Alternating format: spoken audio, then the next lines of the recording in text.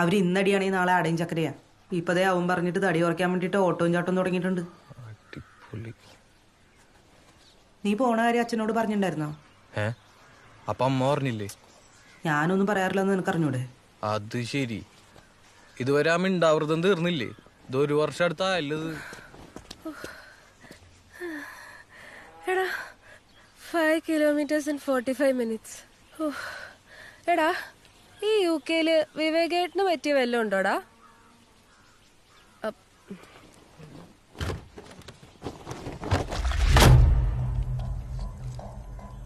അതെ, വിസയുടെ ആവശ്യത്തിന് കുറച്ച് പൈസ വേണമായിരുന്നു. എവിടെന്നെങ്കിലും കുറച്ച് പൈസ സെറ്റാക്കാൻ പറ്റുകയാണെങ്കിൽ എനിക്ക് ഇവിടെ നിന്ന് രക്ഷപ്പെടായിരുന്നു. അല്ല, എനിക്ക് പോവായിരുന്നു. എൻ്റെ എവിടെ നടാ കാശ്? നിന്റെ അമ്മയുടെ സ്ഥലം വിൽക്കാൻ പറയടാ. ബാക്കിയുള്ള കാശ് ബാങ്കിലിടാം.